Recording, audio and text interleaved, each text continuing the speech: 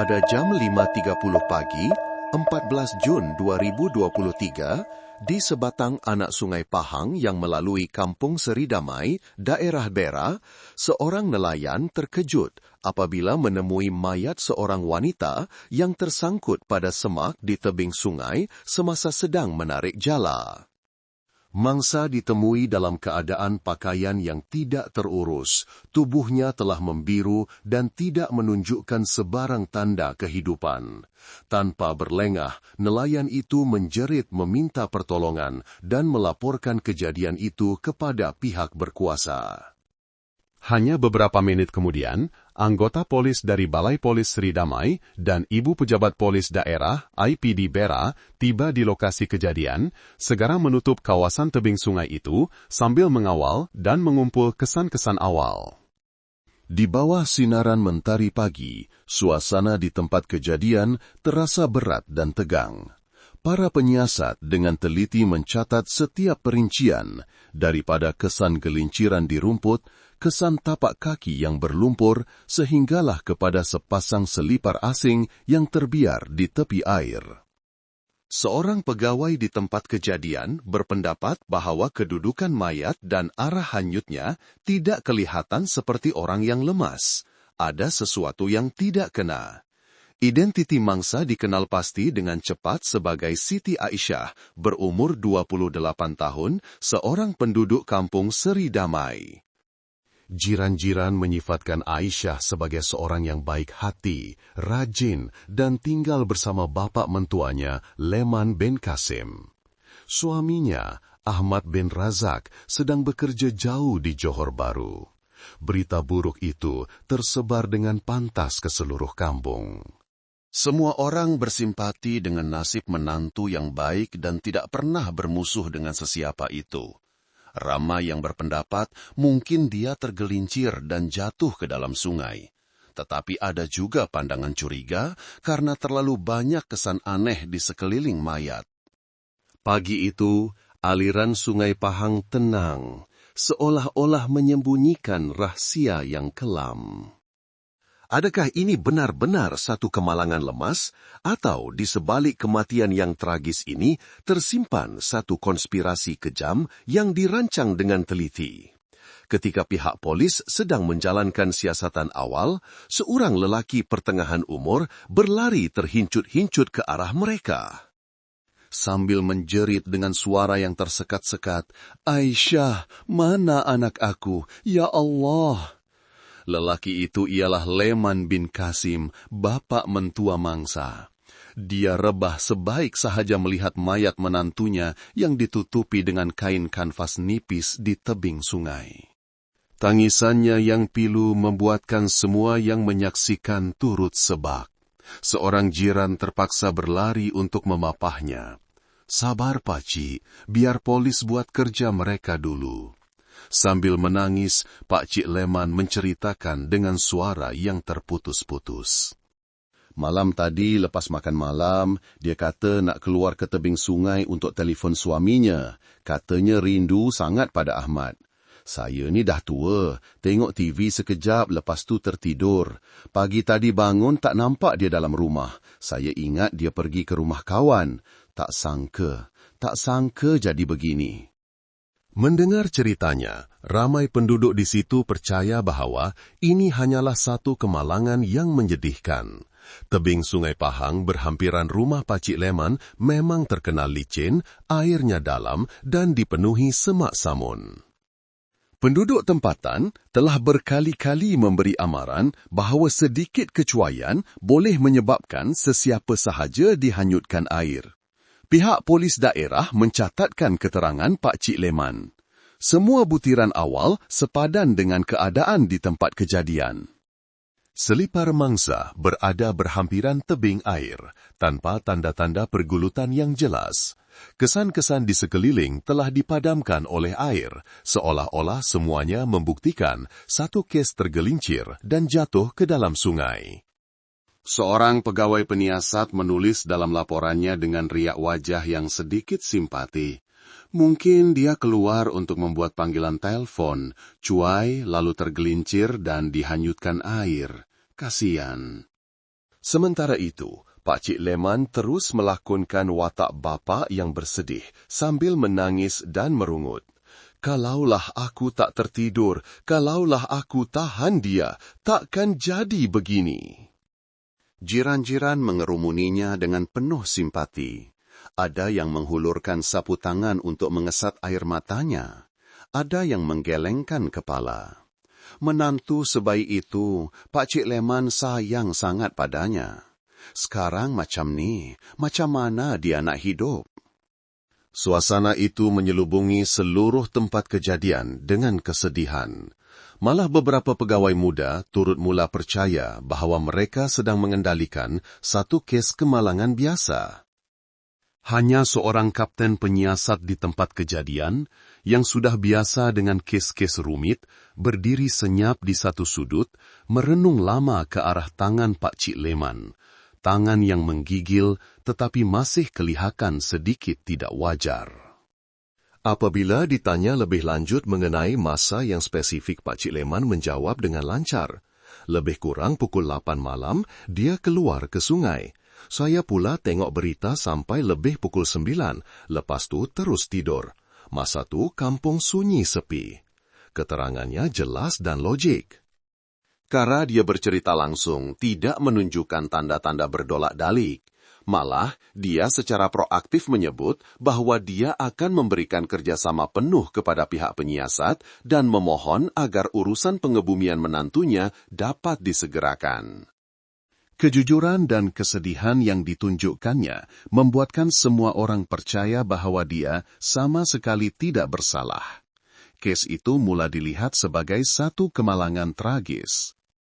Seorang wanita muda keluar ke sungai untuk membuat panggilan telepon pada waktu malam, tergelincir dan jatuh ke dalam air tanpa disedari siapa-apa. Petang itu, mayat Siti Aisyah diserahkan kepada keluarga untuk urusan pengebumian. Pakcik Leman masih menjadi orang yang menguruskan segalanya, menangis teresa-esak di sisi gambar menantunya, membuatkan jiran-jiran turut menitiskan air mata kesedihan.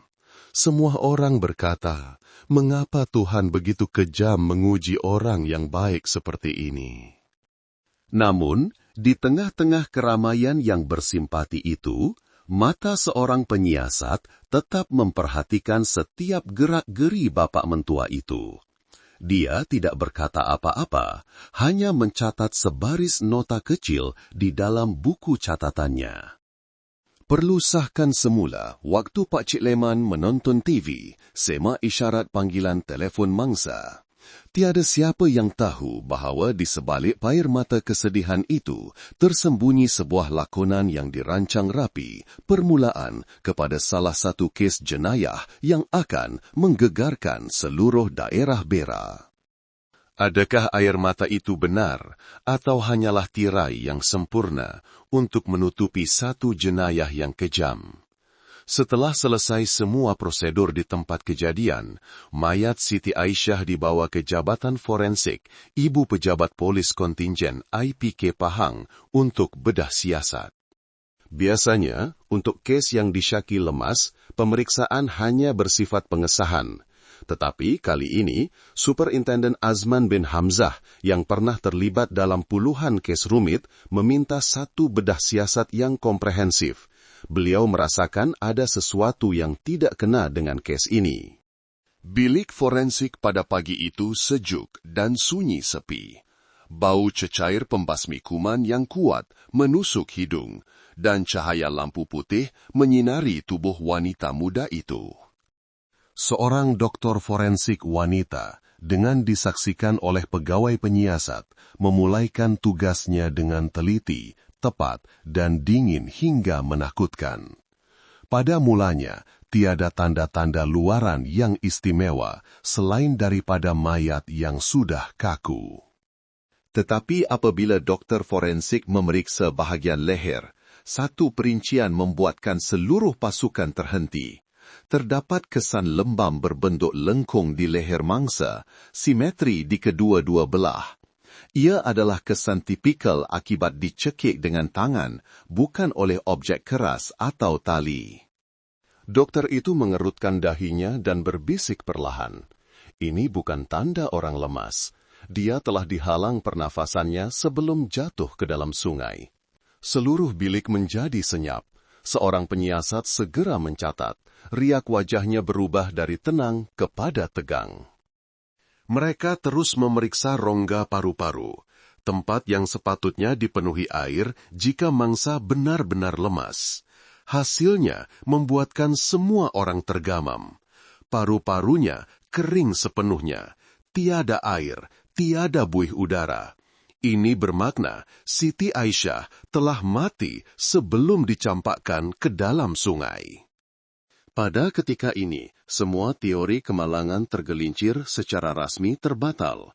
Sebaliknya, di hadapan mereka adalah satu kes pembunuhan terancang yang disamarkan dengan teliti untuk mengelirukan pihak berkuasa.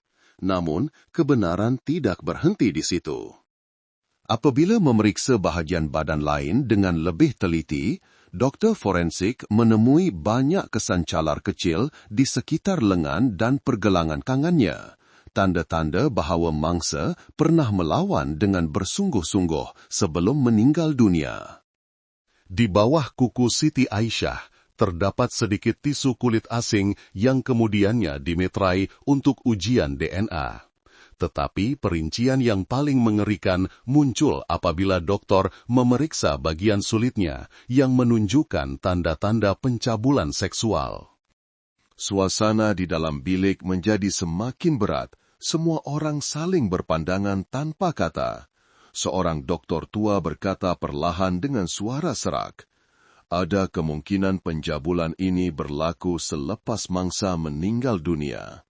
Kata-kata itu seperti pisau sejuk yang membelah kesunyian. Superintenden Azman mengetak penumbuknya. Beliau faham, jika kesimpulan ini benar, ini bukan sahaja satu kes pembunuhan, tetapi juga jenayah paling luar biasa dan kejam yang pernah ditemuinya sepanjang kerjayanya. Sejurus selepas itu, semua sampel biologi dihantar untuk ujian. Laporan forensik sementara disiapkan dan dihantar terus kepada pasukan siasatan khas. Dalam laporan awal itu, dinyatakan dengan jelas puncak kematian adalah asfiksia mekanikal akibat tekanan pada leher, tiada tanda lemas di dalam paru-paru, dan terdapat tanda-tanda serangan seksual. Anggaran waktu kematian adalah antara jam 8 malam hingga 10 malam pada 13 Jun 2023. Yaitu dalam lingkungan waktu malam sebelum Pakcik Leman mendakwa menantunya keluar ke tebing sungai untuk membuat panggilan telepon. Apabila laporan itu sampai ke meja Superintenden Azman, beliau hanya terdiam merenung kertas itu lama-lama. Semua kepingan teka-teki mula bercantum. Kisah tergelincir jatuh ke sungai hanyalah satu penipuan. Bapa mentua yang bersedih mungkin hanya seorang pelakon dalam sebuah drama yang gelap.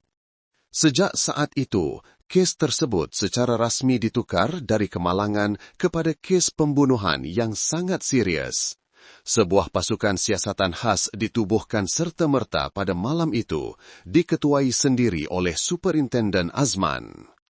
Pada masa itu, mereka masih tidak tahu bahawa lelaki yang menangis teresak-esak di tebing sungai pagi itu adalah watak utama jenayah yang bakal mereka bongkarkan.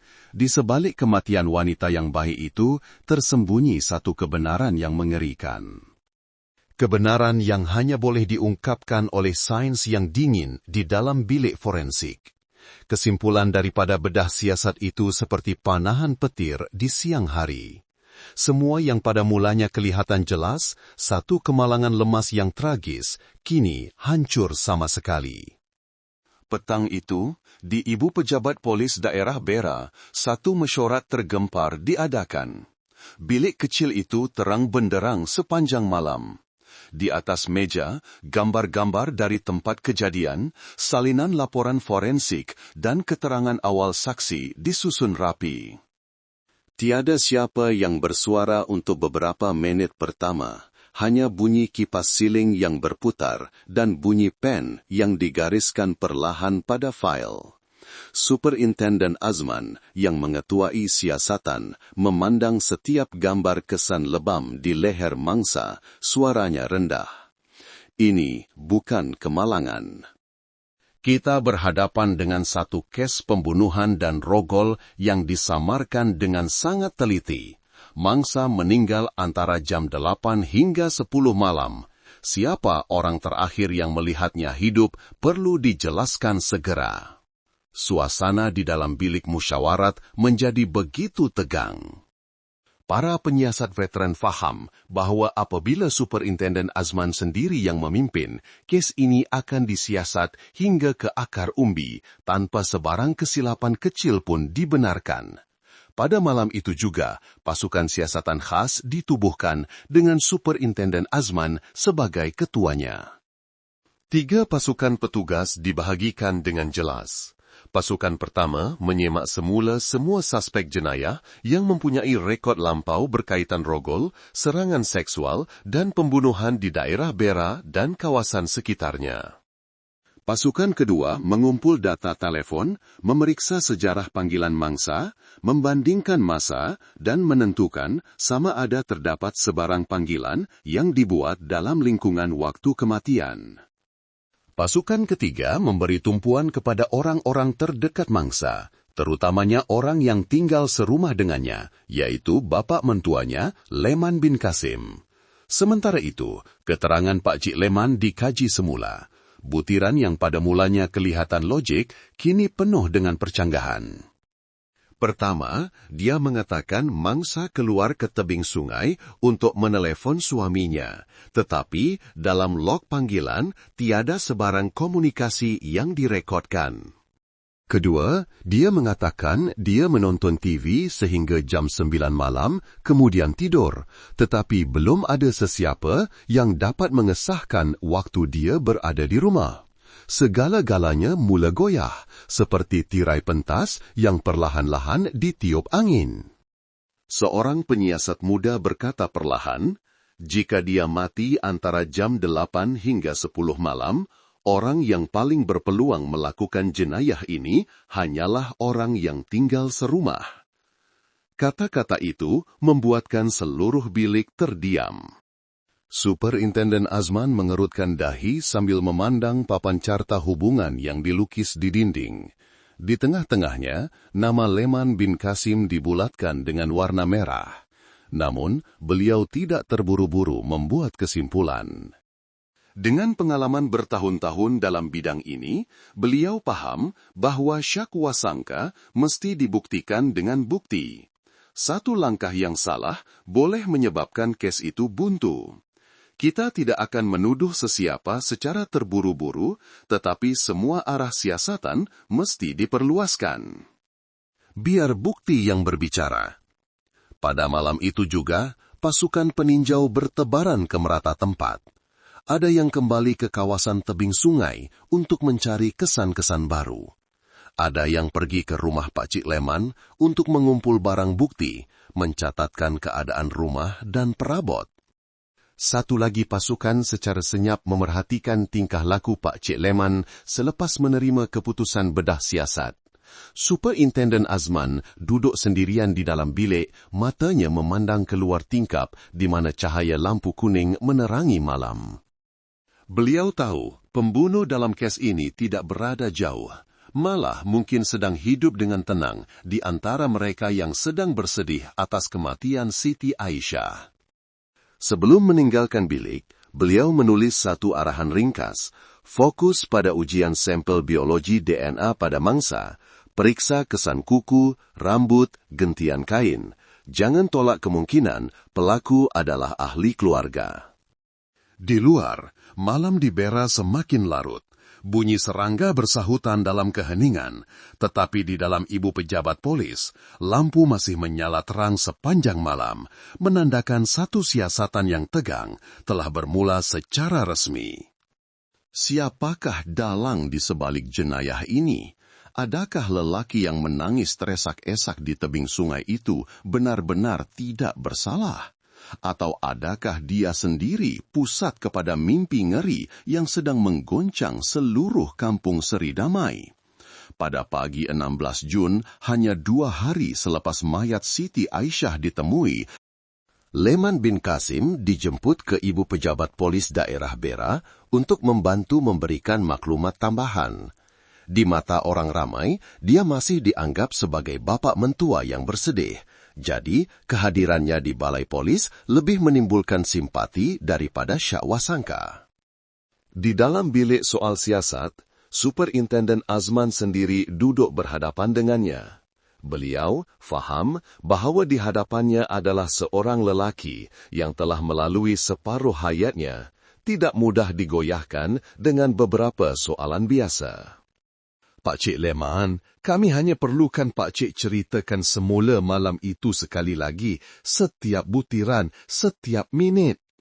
Saya dah ceritakan pada tuan-tuan, malam itu selepas makan, Aisyah kata nak keluar ke tebing sungai telefon suaminya. Saya tengok TV, lepas tu terus tidur. Pagi esoknya tak nampak dia, barulah saya pergi cari. Suaranya perlahan, riak sedihnya kelihatan begitu semula jadi, sehingga jika tidak mengetahui hasil bedah siasat, sesiapa sahaja akan percaya dia berkata benar. Superintenden Azman mengangguk perlahan dan bertanya lagi, Pak Cik, ada dengar apa-apa bunyi aneh malam itu? Tak ada, saya dah tua, telinga pun kurang dengar. Cuma ingat, TV terbuka sampai habis berita, lepas tu saya tidur. Pak Cik Leman menjawab dengan lancar, teratur, tanpa sedikit pun kekok, matanya masih memandang lurus, kadang-kadang mengeluh sambil menambah cerita tentang menantunya, seolah-olah untuk membuktikan kasih sayangnya. Dia baik sangat, Tuan, anggap saya macam ayah kandung, kasihan. Ahmad kerja jauh, dia di rumah jaga makan minum saya. Sekarang dia dah tak ada, macam mana saya nak hidup? Kata-kata itu membuatkan seorang pegawai muda di dalam bilik itu sedikit tersentuh, tetapi tidak bagi Superintenden Azman.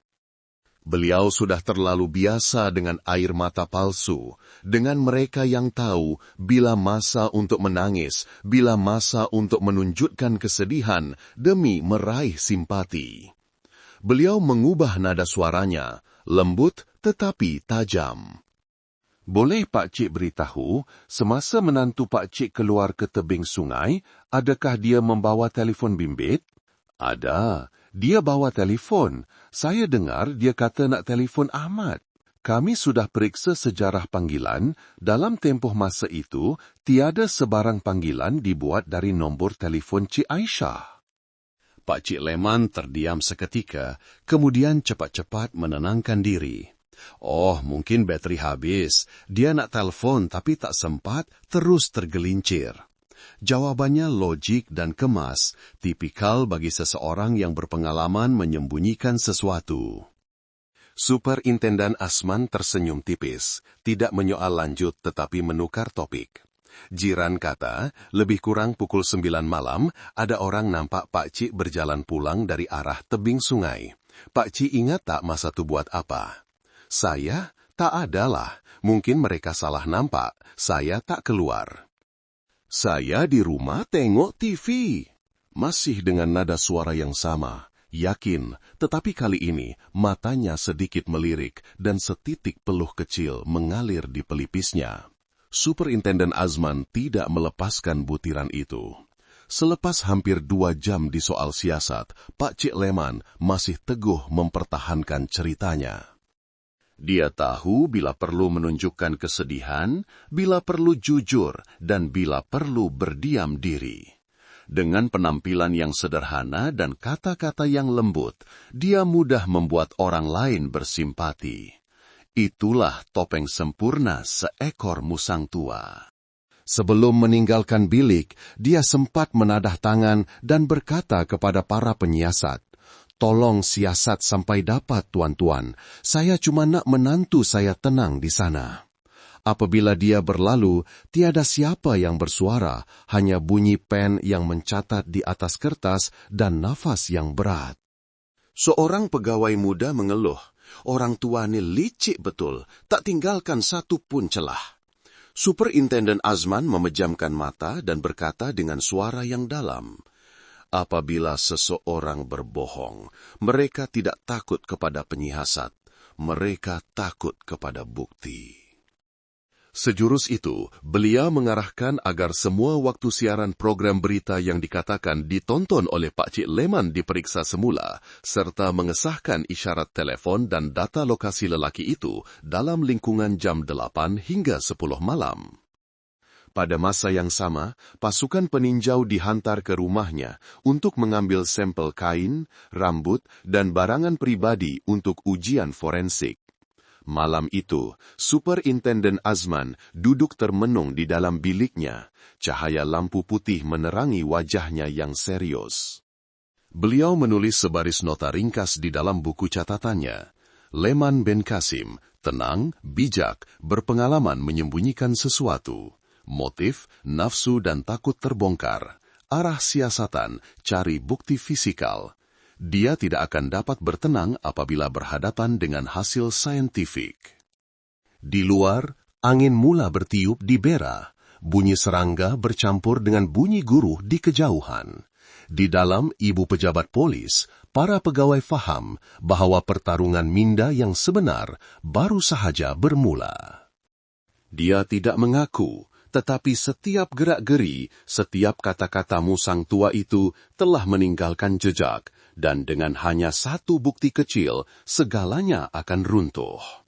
Selepas sesi soal siasat pertama, Leman bin Kasim dibenarkan pulang. Dia meninggalkan ibu pejabat polis dengan sikap yang anehnya tenang. Pada wajahnya yang berkedut, tiada tanda-tanda kebimbangan. Malah dia dengan tenang menyapa setiap penduduk kampung yang dilaluinya. Semua orang berpikir, mana mungkin orang seperti ini boleh membunuh menantunya sendiri. Tetapi bagi pasukan siasatan, apa yang ditunjukkannya hanya membuatkan mereka lebih berwaspada. Superintenden Azman sentiasa percaya bahwa semakin tenang seorang pembohong, semakin banyak keraguan dalam kata-katanya. Dan seperti yang dijangka, keretakan kecil dalam keterangan Pak Cik Leman mula muncul. Butiran pertama, panggilan telepon yang tidak wujud. Pasukan teknikal forensik dengan cepat mengesahkan data telepon bimbit Siti Aisyah. Dalam keseluruhan jangka masa, dari jam 7 malam hingga 10 malam pada 13 Jun, tiada sebarang panggilan yang dibuat atau diterima dari nomor teleponnya. Lebih khusus lagi, teleponnya terputus sambungan secara tiba-tiba pada jam 8.12 malam dan selepas itu tidak lagi aktif. Sedangkan Pak Cik Leman mendakwa Aisyah keluar ke tebing sungai untuk menelepon suaminya selepas jam 8 malam. Ini sama sekali tidak masuk akal kerana menurut juru teknik, isyarat terakhir telefon itu dikesan di dalam kawasan rumah Pak Cik Leman, bukan di tebing sungai. Superintenden Azman memandang peta lokasi dan berbisik, telefon itu tidak pernah keluar dari rumah. Jadi, siapa yang membawa mayat ke sungai? Butiran kedua, kesan calar aneh di lengan. Semasa pemantauan, seorang peninjau yang tajam mata perasan Pak Cik Leman mempunyai kesan calar panjang di lengan kirinya, dari pergelangan tangan hingga ke siku. Apabila ditanya, dia menjawab selamba. "Oh, parut ni. Hari itu, masa cari menantu, saya tersangkut pada pagar dawai berduri, calar sikit saja." Bunyinya logik, tetapi seorang doktor forensik yang dirujuk menunjukkan bahwa itu bukan kesan calar dawai, sebaliknya kesan cakaran kuku manusia dari arah bertentangan yang mengandungi tisu epitelium. Seseorang telah meronta dan mencakar dengan sangat kuat. Satu sampel tisu kecil diambil dari luka itu semasa dia secara tidak sengaja pergi ke klinik desa untuk membalutnya. Ia dimeterai untuk menunggu ujian. Butiran ketiga, saksi di tengah malam.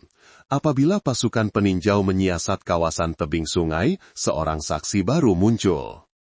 Pak Mal, yang sering memancing pada waktu malam.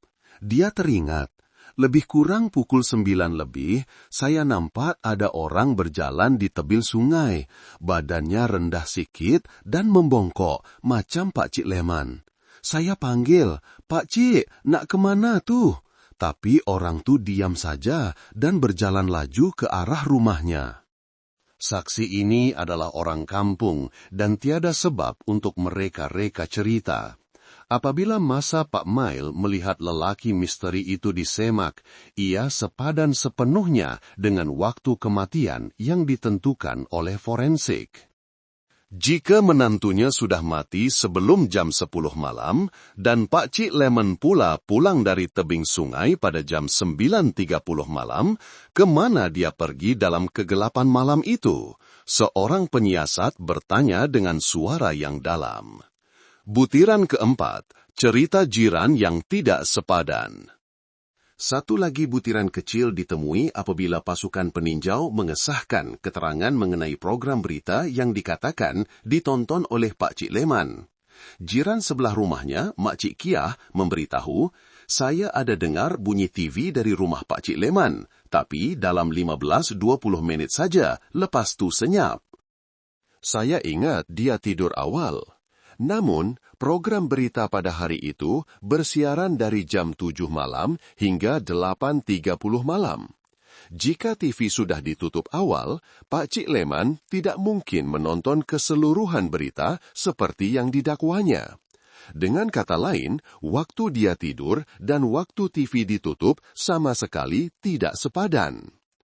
Superintenden Asman membuat kesimpulan dalam laporannya.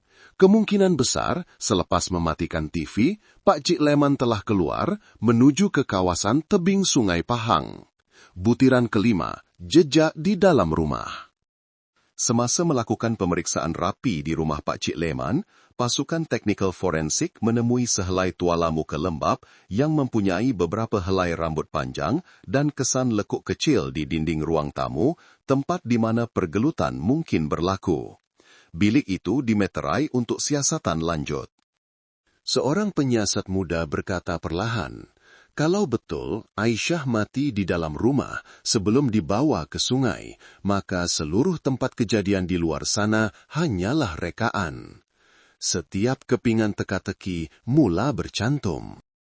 Apa yang pada mulanya kelihatan seperti kebetulan, dari kesan calar di tangan, panggilan telepon yang hilang, hingga ke saksi malam, kini membentuk satu rantaian logik yang lengkap menuding ke arah seorang sahaja, Leman bin Kasim.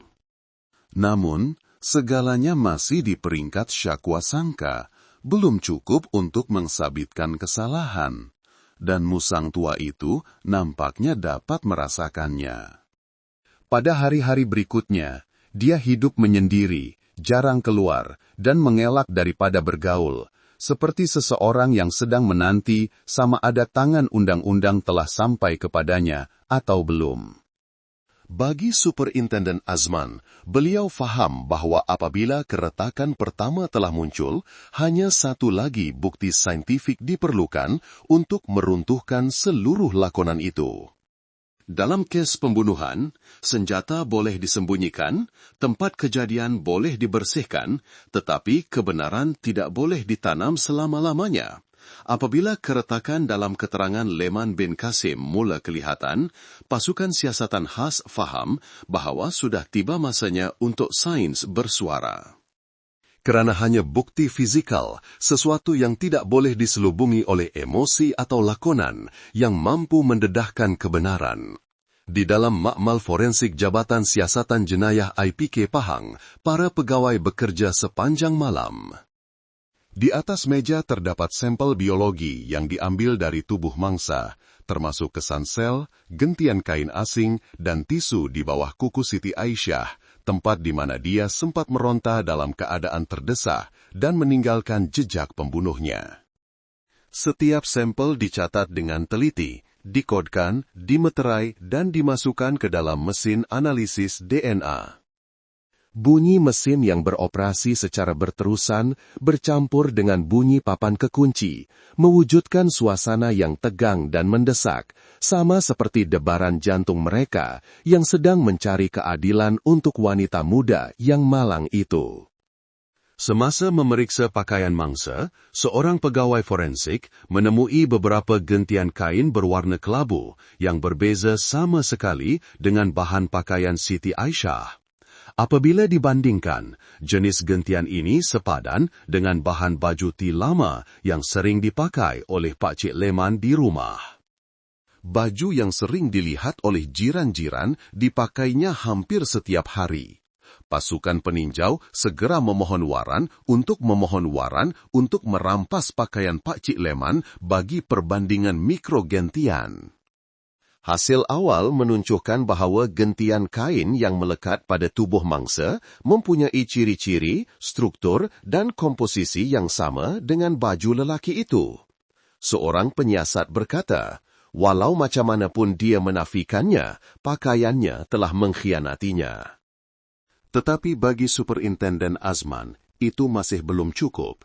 Beliau memerlukan bukti yang tidak dapat disangkal, sesuatu yang boleh membuatkan pembunuh yang paling degil sekalipun tunduk. Pada pagi 18 Jun, Pak Cik Leman sekali lagi dijemput untuk memberi keterangan dengan alasan untuk melengkapkan maklumat mengenai urusan pengebumian menantunya. Perbualan berlangsung dalam suasana yang santai. Para penyiasat tidak menyebut apa-apa tentang syakwa sangka atau hasil forensik, hanya bertanya kabar dan mencatat. Di pertengahan sesi, seorang pegawai menghidangkan segelas air. Pak Cik Leman mengambilnya, minum beberapa teguk, dan meletakkan gelas itu di atas meja. Sesi itu berakhir seperti biasa. Dia pulang dengan wajah yang masih tenang. Sebaik sahaja dia meninggalkan bilik, gelas kaca itu segera dimitrai. Itulah rancangan pasukan siasatan khas. Pada gelas itu masih terdapat kesan bibir dan sel epitelium Pak Cik Leman. Sampel ini segera dibawa ke makmal forensik untuk analisis DNA bagi perbandingan dengan kesan biologi yang ditemui pada tubuh mangsa. 2 hari kemudian, laporan analisis DNA dihantar terus ke meja Superintenden Azman. Baris ayat yang dicetak tebal di bahagian kesimpulan membuatkan seluruh pasukan penyiasat terdiam. Sampel DNA yang diperoleh daripada kesan biologi pada tubuh mangsa sepadan sepenuhnya dengan sampel DNA yang diperoleh daripada barangan milik Leman bin Qasim. Tiada siapa yang mampu berkata-kata. Bilik kecil itu diselubungi keheningan yang dipenuhi kemarahan dan kesedihan. Seorang penyiasat mengetak penumbuknya, suaranya tersekat. Dialah orangnya, bapa, datuk yang sanggup buat perkara ini.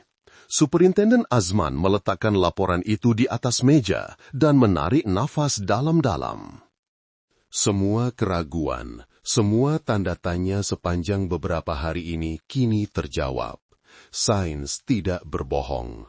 Bukti itu adalah tikaman terakhir yang merobek topeng sempurna yang telah dibina oleh Pak Cik Leman dengan begitu teliti. Air mata, rintihan, kebaikan palsu, semuanya runtuh di hadapan satu nombor DNA yang kering, dingin, tetapi tepat sepenuhnya. Pada malam itu juga, pasukan siasatan khas mengadakan musyawarah tergempar. Superintenden Azman mengeluarkan arahan, panggil Leman bin Qasim untuk disoal siasat kali kedua. Kali ini kita tidak perlu banyak bertanya, biar bukti yang berbicara. Suasana di dalam bilik menjadi senyap. Semua orang tahu pertarungan Minda dengan musang tua itu telah sampai ke penghujungnya. Dan apabila sampul surat yang mengandungi hasil ujian itu diletakkan di atas meja, tiada lagi ruang untuk kepalsuan. Dalam kes-kes yang paling menyedihkan, penjenayah yang kejam sering berfikir mereka boleh menyembunyikan jenayah mereka selama-lamanya. Tetapi, keadilan mempunyai mata sains yang dingin, tepat, dan tidak pernah terpejam. Pada pagi 20 Jun 2023, di Ibu Pejabat Polis Daerah Beira, suasananya lebih berat daripada biasa. Sekali lagi, Leman bin Qasim dijemput untuk memberi keterangan tambahan. Tiada siapa di luar pasukan siasatan khas yang tahu bahwa hari ini adalah hari topengnya akan tertanggal. Pak Cik Leman masuk ke dalam bilik dengan penampilan yang biasa, pakaian usang, wajah yang sederhana, dan tangan memegang topi lusuh. Dia masih mampu tersenyum sedih, suaranya serak. "Tuan-tuan panggil saya lagi, saya pun harap kes ni cepat selesai." Berhadapan dengannya adalah Superintendent Azman, lelaki dengan pandangan yang tajam tetapi tenang. Di atas meja di hadapannya terdapat sebuah fail kuning yang dimeterai dengan cermat, terbaring senyap seperti hukuman yang menanti untuk dibacakan. Sesi soal siasat bermula. Pada mulanya, nadanya masih lembut seperti sebelum ini. "Pak Cik Leman, kami cuma nak tanya sekali lagi untuk kepastian. Adakah Pak Cik mengesahkan bahawa malam itu Pak Cik tidak keluar dari rumah?" "Saya dah cakap, malam tu saya tengok TV lepas tu tidur, sepanjang malam tak keluar." "Dan Pak Cik pasti menantu Pak Cik keluar ke tebing sungai untuk menelefon?" "Ya, saya dengar dia cakap macam tu." Semuanya berulang seperti skrip lama. Tenang, yakin, sedih dan jujur. Tetapi kali ini, Superintendent Azman tidak bertanya lanjut. Beliau membuka fail, mengeluarkan sekeping kertas dan meletakkannya dengan perlahan di hadapan Pak Cik Leman. "Pak Cik tengok ni, ini keputusan ujian DNA." Pak Cik Leman sedikit tergamam, matanya melirik ke arah kertas itu tetapi tidak membacanya. Superintendent Azman menyambung, suaranya datar. "Sampel DNA pada tubuh mangsa sepadan sepenuhnya dengan DNA Pak Cik, bukan orang lain, tidak mungkin silap." Bilik itu tiba-tiba menjadi sunyi senyap. Bunyi kipas siling yang berputar dan bunyi jam yang berdetik seolah-olah bergema dalam setiap nafas. Pak Cik Leman tersenyum hambar, senyuman terpaksa dari seseorang yang cuba berpaut pada harapan terakhir. "DNA? Apa tu DNA? Saya dah tua, tak faham benda-benda macam tu. Mungkin tuan-tuan tersilap." Superintendent Azman tidak menjawab. Beliau hanya mencondongkan badan dan menolak sampul surat kedua ke hadapan. "Ini sampel DNA yang diambil dari gelas air yang Pak Cik minum hari itu. Dan ini DNA yang ditemui pada mangsa. Dua sampel ini sama, setiap penunjuk, setiap rantaian genetik." Pak Cik Leman mengundurkan kerusinya, kedua-dua tangannya dirapatkan, peluh mula membasahi dahinya. Buat pertama kalinya sejak kes ini berlaku, keyakinannya hilang. Matanya meliar, nafasnya menjadi berat. Saya tak tahu, mesti ada yang silap." Superintendent Azman tetap tenang, memandangnya lurus. "Sains tidak berbohong, Pak Cik Leman. Kami tidak perlukan pengakuan Pak Cik. DNA ini telah mengaku bagi pihak Pak Cik." Seorang penyiasat lain membuka gambar dari tempat kejadian, suaranya rendah. Ini kesantangan yang mencekik leher mangsa. "Ini jentian kain dari baju Pak Cik. Dan ini saksi yang nampak Pak Cik pulang dari tebing sungai." Semuanya menuding kepada satu orang, "Pak Cik." Pak Cik Leman menggigil, matanya kosong.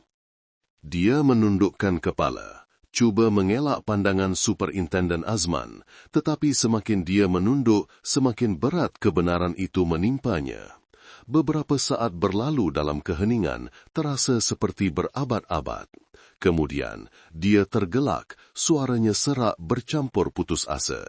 "Hebat betul kamu semua. Sampai macam ni, rasanya saya tak boleh nak menafikan lagi." Gelaknya bertukar menjadi tangisan yang tersekat di kerongkong. Dia merebahkan kepalanya di atas meja, bahunya bergegar. Di dalam bilik itu, tiada siapa yang berkata apa-apa lagi. hanya bunyi esakan serak seorang lelaki yang baru sahaja kehilangan topeng terakhirnya. Esakan itu bukan karena penyesalan, tetapi karena menyadari bahwa dia telah tewas.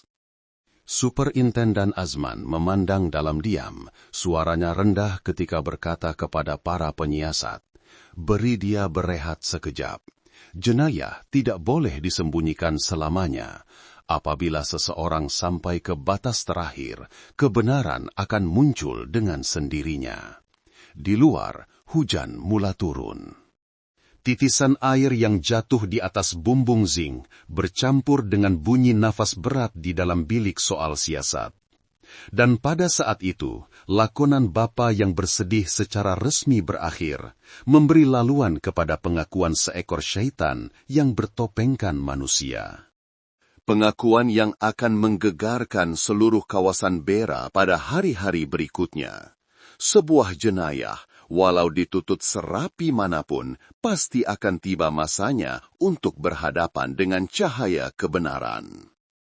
Selepas berjam-jam berdiam diri, akhirnya Leman bin Qasim mengangkat kepala. Matanya merah, suaranya serak, tangannya yang berurat digenggam erat, menggigil seolah-olah cuba mengekalkan sisa ketenangan terakhir.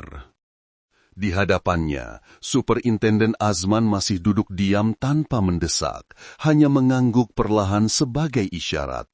"Cakaplah, ceritakan semuanya, bukan untuk sesiapa, tetapi agar roh menantu kamu yang malang itu tenang." Suasana di dalam bilik soal siasat terasa begitu pekat.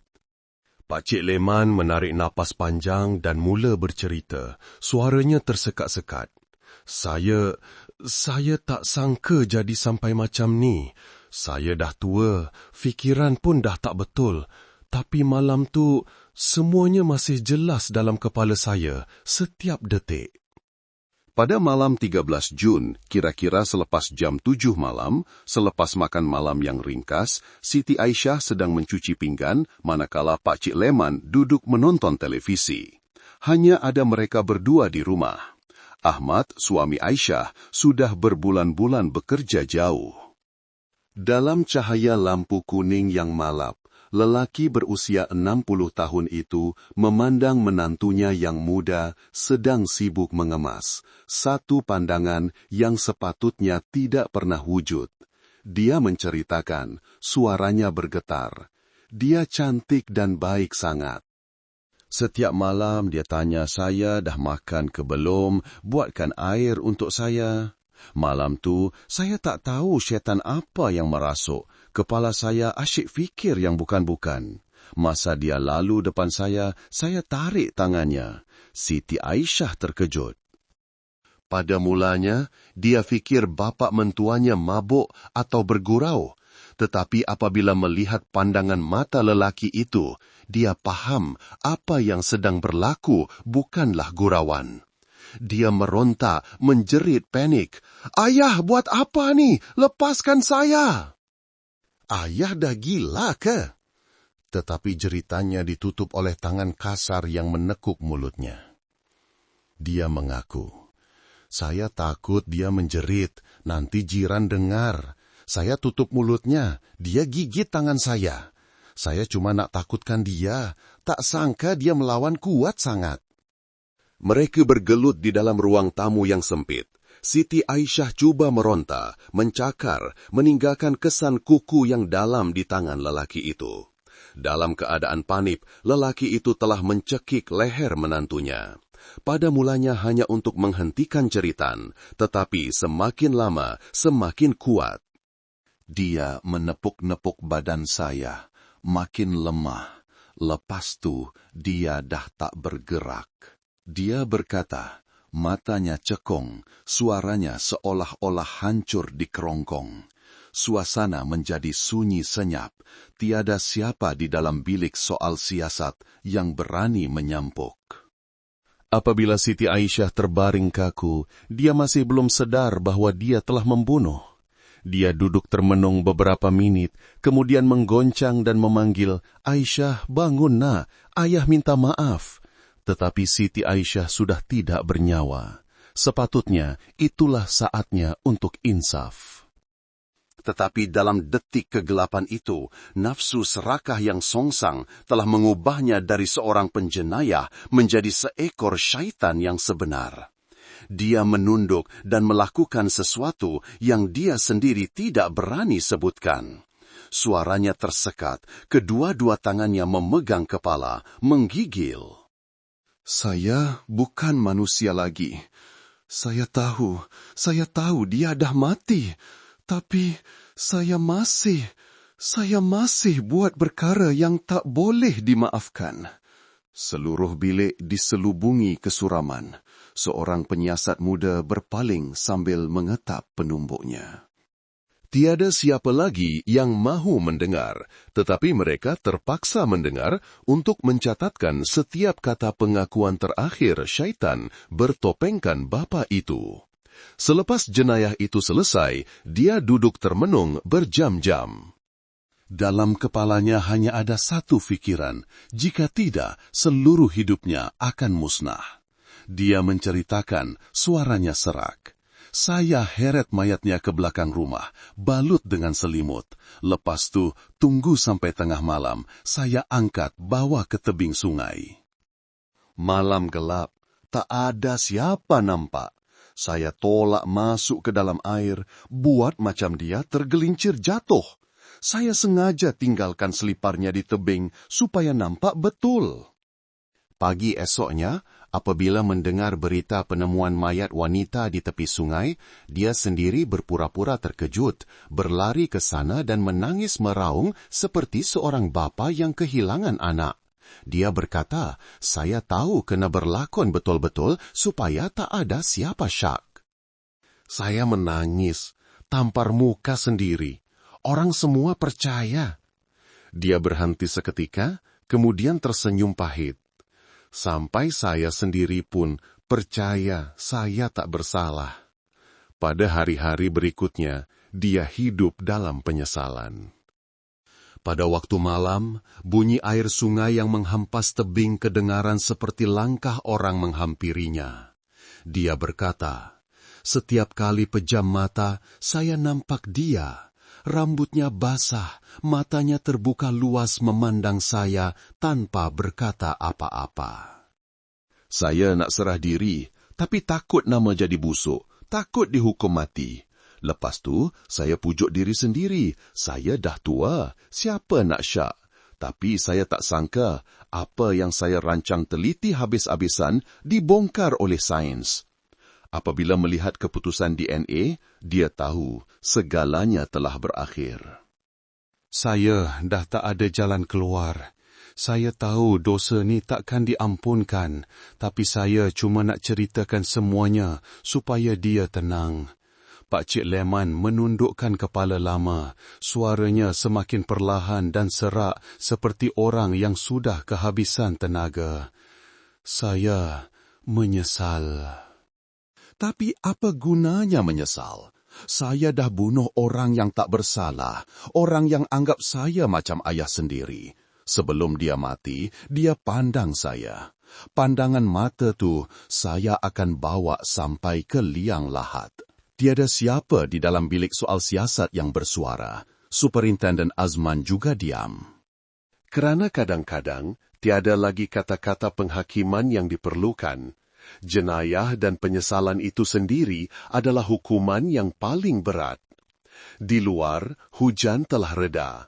Cahaya matahari yang lemah menerobos masuk melalui tingkap, menyinari wajar cengkung lelaki yang sedang menunduk itu.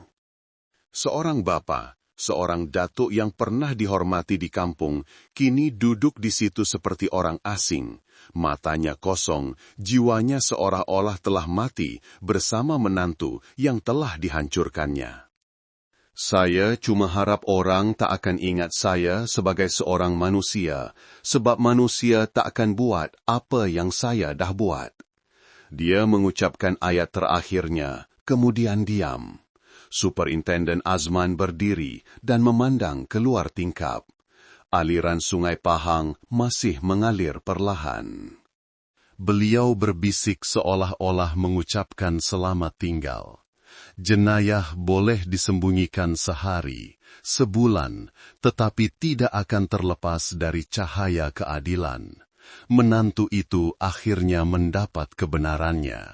Bilik soal siasat ditutup dalam keheningan. Leman bin Qasim dibawa pergi, wajahnya menunduk, langkahnya perlahan.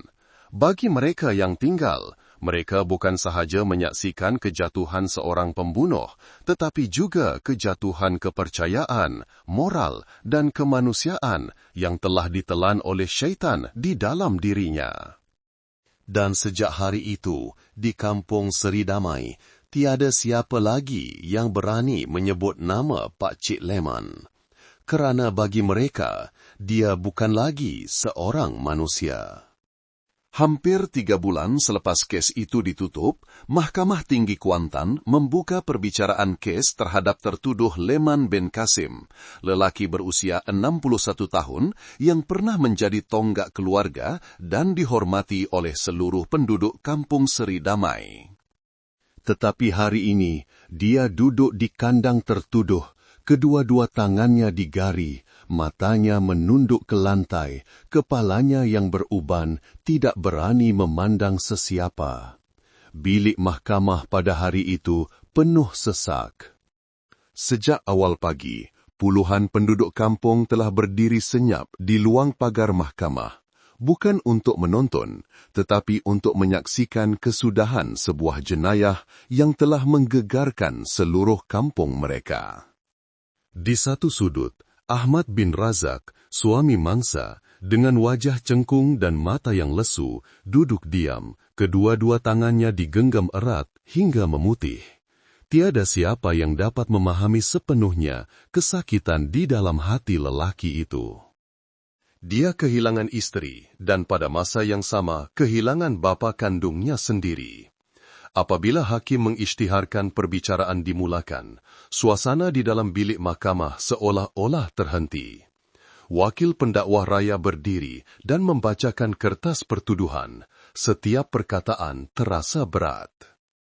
Tertuduh, Leman bin Qasim, lahir pada tahun 1963, beralamat di Kampung Seri Damai, daerah Bera Pahang, didakwa atas 2 pertuduhan, membunuh dan merogol. Perbuatan jenayah tertuduh bersifat sangat serius, menimbulkan kemarahan dalam kalangan masyarakat, merosakkan adat dan tata susila, serta mengakibatkan kesan yang tidak dapat diperbaiki. Setiap kata-kata pertuduhan yang dibacakan seperti pisau yang menghiris hati pendengar. Apabila timbalan pendakwa raya menceritakan semula proses jenayah itu, ramai penduduk kampung tidak dapat menahan air mata. Seorang warga emas di barisan belakang menggelengkan kepala dan mengeluh. Ya Allah, macam mana dia sanggup buat macam tu pada menantunya sendiri? Pak Cik Leman menunduk, bahunya bergetar. Dia bukan lagi lelaki licik dan degil seperti semasa disiasat. Di hadapan keadilan, semua topengnya telah tanggal. Dia mengaku semua perbuatannya, suaranya tersekat-sekat. Saya patut mati. Saya tak minta diampunkan, cuma harap anak saya dapat teruskan hidup. Tetapi anaknya, Ahmad, hanya diam. Dia tidak menangis, tidak menjerit, hanya memandang lelaki di hadapannya, lelaki yang telah melahirkannya, tetapi juga menghancurkan seluruh hidupnya dengan pandangan kosong dan dingin. Ayah, kenapa ayah buat macam ni? Kenapa ayah tak fikirkan mak, fikirkan saya, fikirkan isteri saya? Dia berkata perlahan, tetapi seluruh bilik mahkamah dapat mendengarnya dengan jelas. Itu bukan kata-kata celaan, tetapi kata-kata seorang anak yang coba mencari alasan untuk memaafkan, tetapi tidak mampu. Selepas 2 hari perbicaraan, panel hakim berundur untuk berbincang. Seluruh bilik terasa begitu berat sehingga orang boleh mendengar nafas masing-masing. Apabila hakim kembali, semua mata tertumpu ke arahnya. Mahkamah dengan ini mendapati tertuduh Leman bin Qasim bersalah atas pertuduhan membunuh di bawah Seksyen 302 Kanun Keseksaan dan merogol di bawah Seksyen 376 Kanun Keseksaan. Hukuman gabungan, hukuman mati. Bunyi tukul kayu diketuk, kering dan dingin. Pada saat itu, tiada siapa di dalam bilik yang merasa lega, hanya rasa sedih. Seorang wanita menangis. "Pak Cik Leman, kenapa Pak Cik bodoh sangat? Kenapa sanggup buat macam tu pada budak baik tu?" Pak Cik Leman tidak berkata apa-apa, hanya mengangkat kepala dan memandang sekeliling. Pandangan terakhirnya letih dan kosong. Mungkin pada saat itu, barulah dia benar-benar paham harga yang perlu dibayar untuk dosa, bukan sahaja kematian, tetapi juga kemarahan, kehinaan, dan kesakitan mereka yang ditinggalkan. Ahmad terduduk, kedua-dua tangannya memegang kepala. Di hadapannya ada dua bayangan orang yang paling disayanginya. Seorang adalah istri yang dibunuh dengan kejam, seorang lagi adalah bapa kandung yang kini dijatuhi hukuman mati. Di antara dua bayangan itu, hatinya hancur berkecai, tidak tahu lagi untuk siapa air matanya harus mengalir. Apabila perbicaraan berakhir, penduduk kampung Seri Damai pulang dalam diam. Tiada siapa yang berbincang, tiada siapa yang menyalahkan. Hanya kesedihan bersama yang menyelubungi kampung itu. Rumah kecil tempat kejadian itu berlaku kini tertutup rapat. Jiran-jiran bercerita, setiap kali angin malam bertiup, bunyi pintu yang terhentak pada dinding kedengaran seperti esakan menantu yang malang itu. Ahmad kemudiannya berpindah dari kampung, tidak lagi tinggal di rumah itu. Dia memberitahu saudaranya, "Saya tak boleh hidup di tempat yang terlalu banyak kenangan. Tapi kemanapun saya pergi, saya akan ingat setiap aliran sungai, setiap sudut rumah, ada bayangan dia." Dan penduduk di situ, setiap kali melalui tebing sungai Pahang, mereka akan berasa seram sejuk. Sungai yang dahulunya tenang, kini menjadi saksi bisu kepada satu jenayah yang disebabkan oleh hati manusia sendiri. Kes Leman bin Qasim ditutup, meninggalkan pelbagai persoalan yang menyakitkan. Apa yang membuatkan seorang bapa sanggup membunuh menantunya? Apa yang membuatkan nafsu mengalahkan akal? Membuatkan ikatan kekeluargaan bertukar menjadi jenayah? Tiada siapa yang dapat menjawabnya sepenuhnya. Tetapi semua orang faham, satu detik hilang kawalan boleh menghancurkan seluruh kehidupan, bukan sahaja mangsa, tetapi juga pelaku itu sendiri. Jika hari itu Pak Cik Leman berhenti sejenak untuk memikirkan akibatnya, jika dia teringat akan anaknya yang bekerja jauh, akan menantunya yang baik, yang menganggapnya seperti bapak sendiri, mungkin tidak akan ada hukuman mati, tidak akan ada rumah yang terbiar, tidak akan ada air mata ramai orang. Superintenden Azman yang mengetuai siasatan kes itu kemudiannya berkongsi, "Kami pernah menyaksikan banyak kes yang menyedihkan, tetapi tiada satu pun yang membuatkan kami begitu terkilan. Kerana dalam kes ini, pembunuhnya bukan penjenayah jalanan, tetapi seorang bapa, seorang datuk, orang yang sepatutnya melindungi anak cucunya. Keadilan telah ditegakkan, jenayah telah dihukum, tetapi kesakitan masih ada, menyelinap di setiap rumah, setiap sudut kampung, dan di dalam hati mereka yang ditinggalkan." Hukuman mati menutup satu kes, tetapi membuka satu pengajaran kepada kita semua, bahawa apabila manusia membiarkan nafsu dan keegoan menguasai nurani, mereka bukan sahaja membunuh orang lain, tetapi juga membunuh kemanusiaan di dalam diri mereka sendiri. Ada hukuman yang diumumkan di dalam mahkamah, tetapi ada juga hukuman yang terukir di dalam sanubari dan akan mengikuti manusia sehingga akhir hayat. Kes mayat di tebing Sungai Pahang telah berakhir, tetapi kisahnya masih membuatkan ramai orang termenung. Ia mengingatkan kita bahwa jenayah tidak lahir dari kegelapan, tetapi bermula dari kelemahan manusia itu sendiri. Dan cahaya keadilan, walau selewat manapun, akan tetap bersinar untuk mengembalikan ketenangan kepada roh-roh yang tidak bersalah. Hai semua yang sedang menonton. Korang semua dari mana tu? Cuba komen sikit. Seronok juga kalau dapat tahu dari negeri mana atau negara mana yang sedang bersama kita sekarang. Dan apa pendapat korang tentang cerita yang baru saya kongsikan tadi? Ada tak yang tersentuh hati atau mungkin ada pandangan yang berbeza? Apa-apapun, saya doakan semoga anda semua yang menonton sentiasa berada dalam keadaan sehat, selamat dan dilimpahi ketenangan. Oh ya, kalau korang pun ada kisah-kisah menarik atau pengalaman sendiri yang ingin dikongsikan, jangan segan-segan untuk tinggalkan di ruangan komen ya. Mana tahu cerita anda pula boleh menjadi inspirasi untuk semua.